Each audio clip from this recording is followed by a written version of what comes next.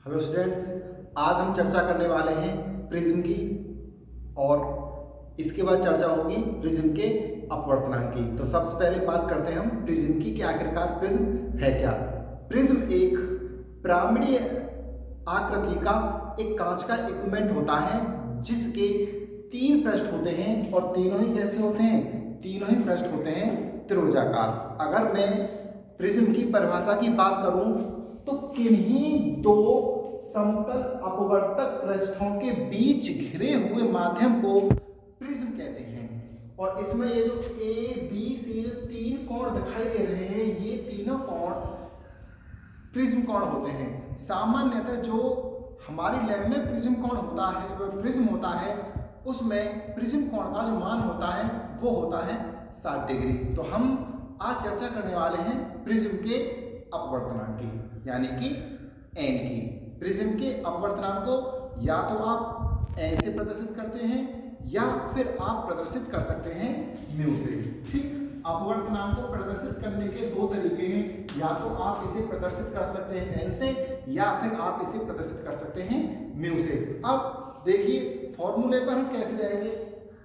फॉर्मूले को प्राप्त करने के लिए सबसे पहले मुझे एक प्रकाशिक किरण चाहिए जो इस ए बी पृष्ठ पर आपतित होगी। माना कि एक प्रकाशिक किरण है, आप इसे कोई भी नाम दे सकते हैं, मैंने इसे नाम दिया आईपी। और ये आईपी प्रकाशिक किरण ए बी पृष्ठ पर आपतित हो रही है और आपतित किरण का कोण देखने के लिए मुझे अग्लम चाहिए कि नहीं, तो वो अग्लम मैंने इस पृष्ठ पर खींचा।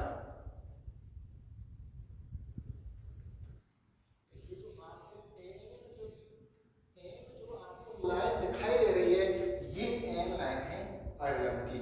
अग्लम के साथ जो आपतित किरण का कोण बनता है उसे क्या बोलते हैं, आपतन कोण। और इसको मैं मानूंगा I1 से, क्योंकि मुझे दो आपतन कोण प्राप्त होंगे, एक इस पृष्ठ पर और एक इस पृष्ठ पर। तो पहले को मैंने क्या मान लिया, I1। अब ये प्रकाशिक किरण क्योंकि विरल माध्यम से संगम में जा रही है, इसलिए ये प्रकाशिक किरण अवलंब की ओर झुक जाएगी। तो देखिए अगर माध्यम ना बदला होता तो क्या ये किरण इस तरीके से सीधी निकल जाती।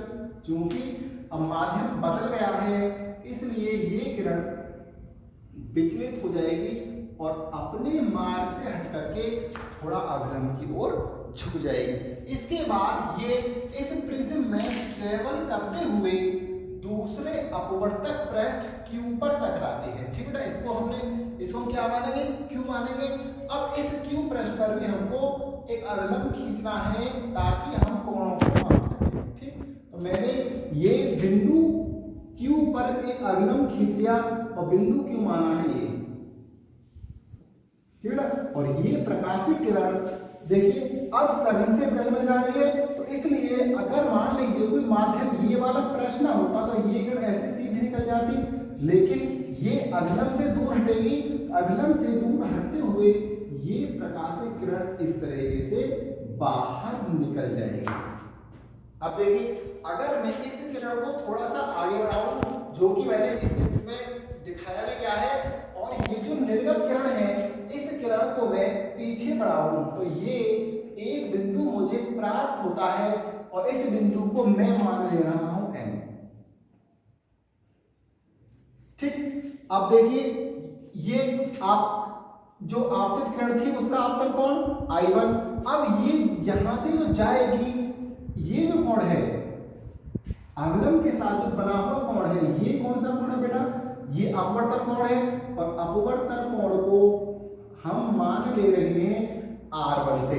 इसी प्रकार से ये कोण जो है ये आपतन कोण है और आपतन कोण को हम मान ले रहे हैं R2 से। ठीक, यानी द्वितीय पृष्ठ पर आपतन कोण R2 और इसका जो निर्गत कोण है, निर्गत कोण को हम मानेंगे अगला बेटा देखो यही है I2 से। ठीक, और ये बिंदु हमने माना है Q। ठीक, तो इस बिंदु को मैं मान ले रहा हूं O। ठीक, तो ये बात आपकी समझ में आगे होगी किस तरह से किरण इस पर आपतित होगी और किस तरह से ये किरण निर्गत होगी और किस तरह से ये R1 R2 I1 और I2 है। ये वाला जो कोण है, ये वाला कोण इस वाले कोण को देखो, ये वाला बेटा देखो, ये वाला जो कोण है ये वाला है डेल्टा 1 और ये जो है Q बिंदु पर जो बना हुआ है ये कोण है डेल्टा 2। ठीक, और ये जो कोण है ये वाला, यानी कि आपतित किरण और निर्गत किरण के बीच में जो कोण है इस कोण को हम मानेंगे डेल्टा। क्या माना जाएगा इस कोण को? इस कोण को हम मानेंगे डेल्टा। ठीक, अब मैं कोशिश करूंगा एन का फॉर्मूला लाने की। तो एन का फॉर्मूला मैं जहां से स्टार्ट करूंगा, मैं त्रिभुज लूंगा पी एम क्यू से। ठीक, त्रिभुज देखिए बेटा, त्रिभुज पी एम क्यू से। तो देखिए त्रिभुज पी एम क्यू कहाँ है? त्रिभुज पी एम क्यू के तो आंतरिक कोण कौन से हैं? डेल्टा 1 और डेल्टा 2, डेल 1 और डेल 2। और इसका जो बाह्य कोण है ये कोण क्या है? डेल। आपने कल ही पढ़ा था कि किसी त्रिभुज के दो अंत्य कोणों का योग उसके बाह्य कोण के बराबर होता है। तो अंत्य कोण कितने? डेल्टा 1 और डेल्टा 2। तो इनका योग क्या होगा? Delta 1 plus delta 2। और बाह्य कोण क्या है? डेल्टा। तो डेल्टा का जो मान है वो डेल्टा 1 और डेल्टा 2 के बराबर होगा कि नहीं? तो मैं लिख सकता हूं delta is equal to delta 1 plus delta 2। ठीक, अगर कंडीशन, चलिए पहले डेल्टा 1 और डेल्टा 2 की वैल्यू की बात कर लें। तो देखिए ये वाला जो कोण है ये वाला कितना है? ये वाला कोण है I1। तो ये वाला कोण I1 है, तो ये वाला कोण कितना होगा? देखो ये जो है ये वाला कोण कितना होगा? ये वाला कोण भी I1 होगा। अगर मैं I1 में से R1 घटा दूं तो क्या मुझे डेल्टा 1 कोण मिल जाएगा? ठीक, तो डेल्टा 1 जो होगा वो होगा I1 माइनस R1।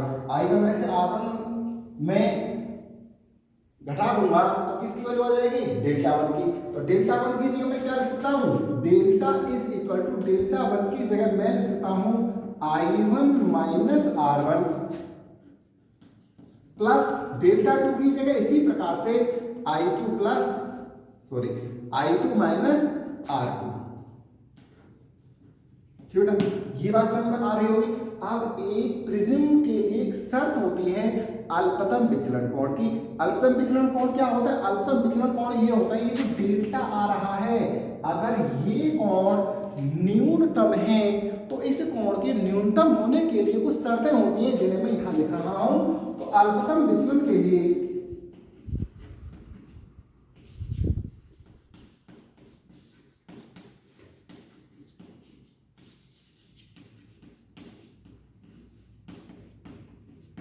अल्पतम विचलन के लिए जो डेल्टा है उसको हम मानेंगे डेल्टा मिनिमम, यानी डेल्टा m I1 I2 के बराबर होगा और इसे हम मान लेंगे I के। इसी प्रकार से R1 बराबर होगा R2 के और हम मान लेंगे R के। ठीक, अगर मैं इसमें रिप्लेस कर दूं डेल्टा और I1 और R1 I2 और R2 की वैल्यू, तो देखिए delta is equal to I1 की वैल्यू I2 की वैल्यू I और I 2I माइनस R तो क्या हो जाएगा? 2I माइनस 2R और डेल्टा की जगह क्या हो जाएगा? Delta M। इसे मैं मानूंगा समीकरण नंबर 1। अब मैं आगे ले रहा हूं चतुर्भुज। मेरा गौर से देखना, चतुर्भुज कौन से ले रहा हूं? चतुर्भुज PAQO। ठीक, देखो ये आपको दिख रहा होगा PAQO। ठीक, तो चतुर्भुज बोलो बेटा क्या है? PAQO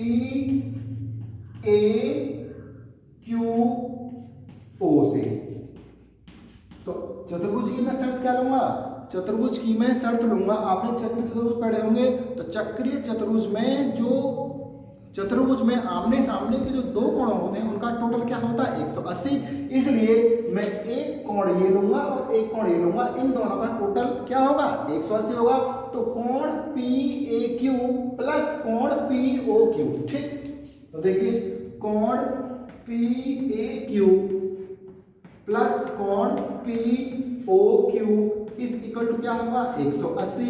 और PAQ की वैल्यू कितनी? PAQ की जो वैल्यू है वो कोण A के बराबर है। ठीक, इसको मैं कोण A मान लूं, कोण A के बराबर है तो A प्लस कोण POQ इज इक्वल टू 180। 180। समीकरण नंबर 2। इसके बाद मैं एक कंडीशन और लूंगा, एक त्रिभुज और लूंगा, और वो त्रिभुज है POQ। ठीक, तो त्रिभुज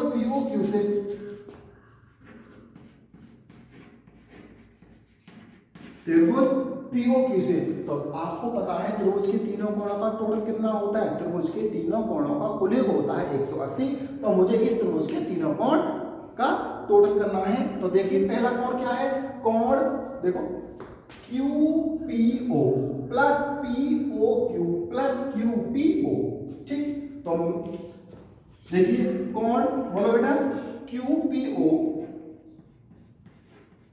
प्लस कोण POQ प्लस कोण QOP इज इक्वल टू कितना?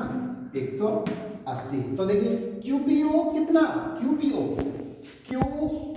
कितना? R1। POQ की वैल्यू हमें मालूम नहीं है, और OQP की वैल्यू कितनी है? R2। तो सॉरी बेटा, ये होगा QPO। ठीक, तो QPO की वैल्यू कितनी? QPO की वैल्यू R1 प्लस कोण POQ इज इक्वल टू इस प्लस QOP की वैल्यू कितनी? इसकी value R2 is equal to 180। ठीक, अब मुझे क्या करना है? मुझे 180 की जगह यहां पर ये रख देना है, क्योंकि ये 180 के बराबर है, तो 180 की जगह मैं ये रिप्लेस कर सकता हूं। ठीक, अब इसको मैं मानूं समीकरण नंबर 3। अब क्या करना है ये आपको मालूम ही है। तो मैं लिख रहा हूं समीकरण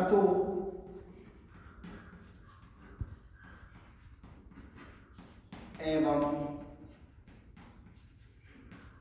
समीकरण 3 से तो बताते रहो R1 प्लस कोण POQ plus R2 is equal to 180 की जगह क्या लिख दूं? कोण A प्लस POQ। ठीक, तो देखिए कोण POQ से कोण POQ कट गया, क्या बचा? R1 plus R2 is equal to A। क्या आपको पता है अल्पतम विचलन की स्थिति में R1 और R2 आपस में बराबर होंगे? R1 R2 को R लोगे तो क्या हो जाएगा? 2R is equal to A। यहां से R की वैल्यू क्या आ जाएगी? R की वैल्यू आ जाएगी A/2। अब R का मान मुझे रिप्लेस करना है समीकरण नंबर 1 में। ठीक, तो मैं लिख भी दे रहा हूं R का मान समीकरण 1 में रखने पर, जब आप R का मान समीकरण 1 में रखोगे तो क्या आ जाएगा? Delta M is equal to 2I minus 2 R की जगह A/2। तो देखिए 2 से 2 कट गया। ठीक, अब यहां से मुझे I की वैल्यू निकालनी पड़ेगी। अगर मैं पक्षांतर करूंगा तो देखिए A माइनस का इधर आएगा तो प्लस का हो जाएगा, तो 2I is equal to A plus delta M। ठीक, अगर मैं इस 2 का पक्षांतर इधर करूंगा तो ये किस में आएगा? बटे में आ जाएगा, और 2 यहां से हट जाएगा। तो I की वैल्यू क्या आ गई? I की वैल्यू आ गई A प्लस डेल्टा M बटे 2, और R की वैल्यू क्या आई है? R की वैल्यू आई है A/2। ठीक, तो इतना सारा जो मैंने मैथमेटिक्स यूज किया है वो सिर्फ I और R की वैल्यू प्राप्त करने के लिए क्या है? क्यों? क्योंकि हमें पता है स्नेल के नियम से L का फॉर्मूला क्या होता है? स्नेल के नियम से अब आप लिख सकते हो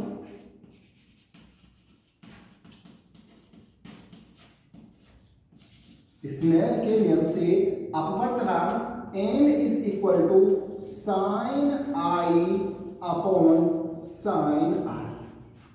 तो देखिए मुझे इतना जो सारा कुछ करना पड़ा किसके लिए? I और R के लिए। अब I और R के मान मैं यहां पर रिप्लेस किए दे रहा हूं, तो लिख दो I व R के मान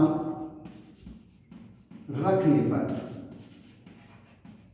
ठीक, अब यहां पर एक बात और, ये जो n है ये 1n2 है या 2n1 है? तो देखिए सबसे पहले जो ऊपर कोण होता है ये जिस माध्यम में होता है वो माध्यम आता है आगे, और नीचे वाला जो एंगल है वो जिस माध्यम में होता है वो आता है एन के ऊपर। तो जो आई जो कोण बना हुआ है ये किस माध्यम में है, ये माध्यम में है पहले में। तो अगर मैं इसको पहला माध्यम मानूं और इसको दूसरा माध्यम मानूं तो मैं इसको क्या लिख सकता हूँ 1n2। आप चाहो तो इस पृष्ठ के लिए भी कर सकते हो, कोई दिक्कत नहीं है, फॉर्मूला यही आएगा क्योंकि यहाँ भी जो अपवर्तन हो रहा है और यहाँ जो अपवर्तन हो रहा है वो एक प्रिज्म के द्वारा हो रहा है और प्रिज्म अलग अलग है नहीं, तो इसलिए प्रिज्म का अपवर्तनांक भी सेम आएगा। ठीक बेटा, आएगा समझ। इस लाइन के लाइन से चाहो आप एक लाइन और बढ़ा सकते हो बिंदु ए के लिए।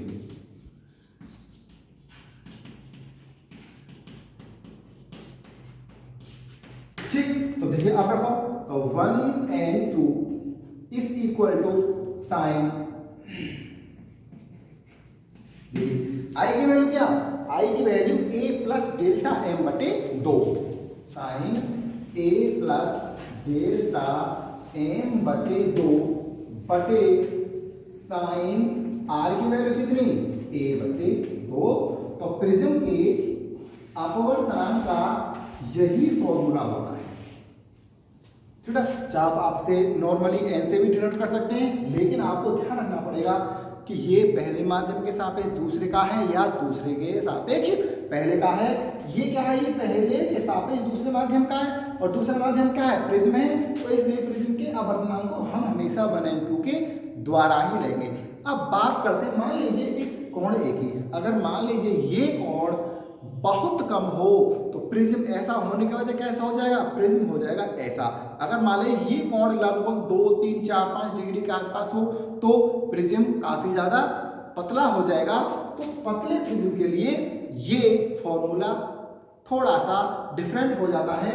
तो मैं यहां लिख दूं कंडीशन में पतले प्रिज्म के लिए, ठीक बेटा। तो पतले प्रिज्म के लिए क्या होता है, पतले प्रिज्म के लिए आपने पढ़ा होगा जब कोण बहुत छोटा होता है तो साइन थीटा अप्रोक्सीमेट हम क्या लिख सकते हैं, थीटा के। तो इसलिए अगर मैं इसको नॉर्मली डिनोट करूं n से, किसे डिनोट करूं, n से डिनोट करूं तो n is equal to sine मुझे छोड़ना पड़ेगा, केवल थीटा थीटा लेना पड़ेगा। तो a प्लस डेल्टा m बटे 2 बटे a बटे 2। तो देखिए 2 से 2 कैंसिल आउट हो गया, तो n इज इक्वल टू क्या हो गया, a plus delta m upon a की मल्टीप्लाई n के साथ हो जाएगी तो क्या हो जाएगा, ये हो जाएगा a plus delta m is equal to n। a को आप इधर ले जाओगे तो माइनस में आएगा और delta m is equal to क्या आ जाएगा, delta m is equal to आ जाएगा a कॉमन लेंगे तो n माइनस 1। तो पतले प्रिज्म के लिए अपवर्तनांक का फॉर्मूला होता है delta m is equal to a n minus 1। ठीक बेटा, तो ये जो फॉर्मूला है ये इसके लिए है, प्रिज्म के अपवर्तनांक के निकालने का फॉर्मूला है। उम्मीद है प्रिज्म के अपवर्तनांक आपसे निकालना आ जाएगा। जो प्रिज्म होते हैं वो मेनली फ्लिंट कांच के ही बनते हैं। कांच काफी कई प्रकार के होते हैं, लेकिन यहाँ हमारा टॉपिक ये नहीं है। फिलहाल आप ये ध्यान रखेंगे कि जो प्रिज्म होते हैं वो किस कांच के बने होते हैं, फ्लिंट कांच के बने होते हैं। अब आगे टॉपिक लेते हैं पार्श्विक विस्थापन, लेटरल डिस्प्लेसमेंट। पार्श्विक विस्थापन है क्या, पार्श्विक विस्थापन मैं आपको चित्र से समझाऊंगा। ठीक, मान लीजिए कि बिंदु O पर कोई किरण OA आपतित होती है, ठीक बेटा, इस तरीके से।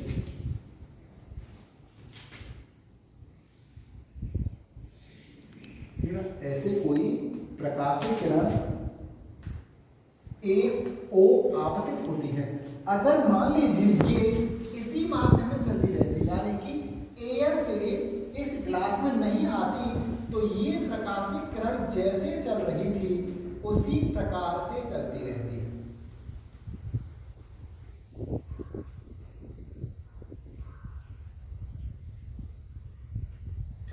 बोलो चलती रहती कि नहीं चलती रहती। बिंदु पर आकर के मीडियम चेंज होगा, यानी कि ये एयर से ग्लास में एंटर कर गई।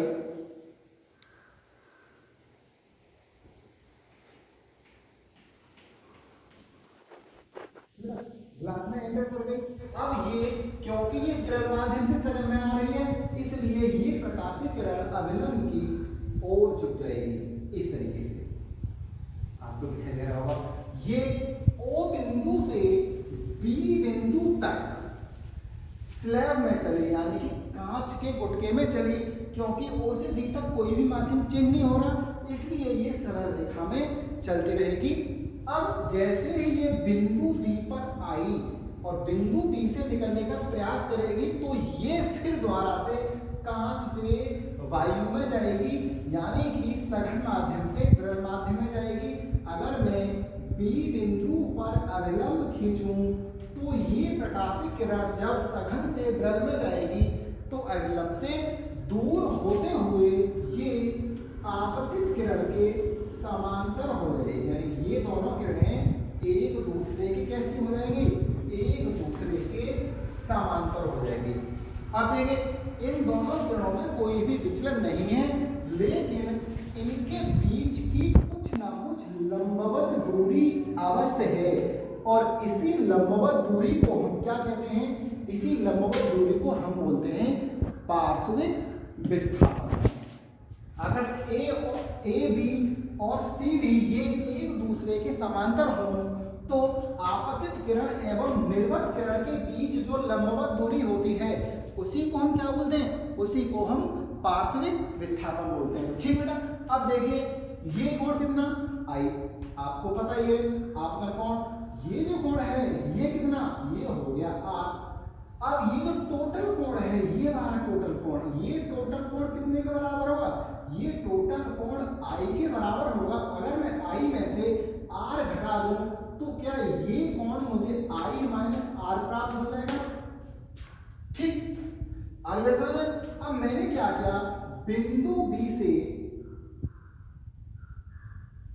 आपतित किरण पर मैंने लंब डाल दिया और ये कौन हो गया 90 डिग्री। ठीक है, तो अगर मैं इसको कुछ और बिंदु मान लूं, सी डी, चलो ई मान लिया मैंने, ई बिंदु मान लूं, तो मुझे यहां पर दो त्रिभुज दिखाई दे रहे हैं। पहला त्रिभुज है ओ ई बी, ठीक है, और दूसरा त्रिभुज है ओ बी, और इसको मैं मान लूं एफ। ठीक, तो मुझे क्या निकालना है, मुझे निकालना है डी। जब ये डी है तो क्या ये भी डी होगा, क्योंकि ये दोनों आपस में समांतर है, तो इसलिए ये दोनों दूरियां भी कैसी होंगी, ये दोनों दूरियां भी समान होंगी। अब मुझे क्या करना है, अब मुझे डी की वैल्यू निकालना है। तो डी की वैल्यू निकालने से पहले मैं सबसे पहले बात कर रहा हूं समकोण त्रिभुज, समकोण त्रिभुज OEB से cos r की वैल्यू हम निकालेंगे। cos r, cos का जो त्रिकोणमितीय अनुपात होता है वो क्या होता है, आधार बटे कर्ण।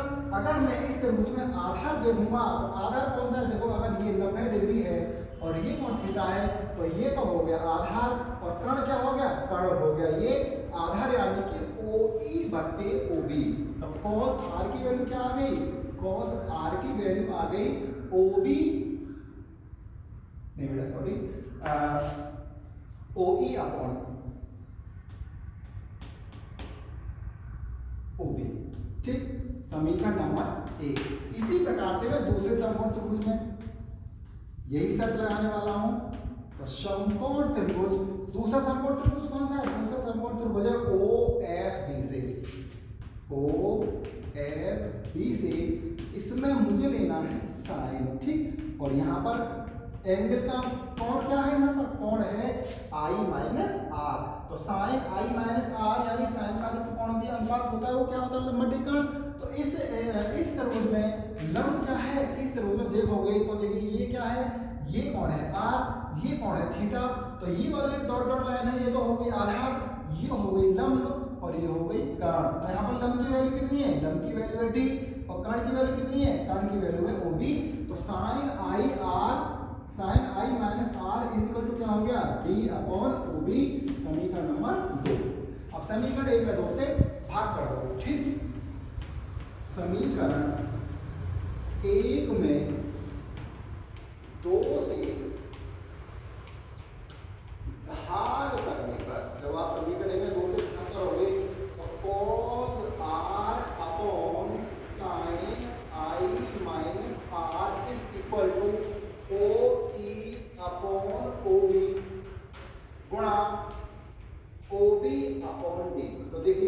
OB से OB कट गया, cos r upon sin I minus r is equal to OE upon D। ठीक, अगर मैं यहाँ से D की वैल्यू निकालूं तो D की वैल्यू क्या आ जाएगी, D is equal to OE into sine I minus R upon cos R।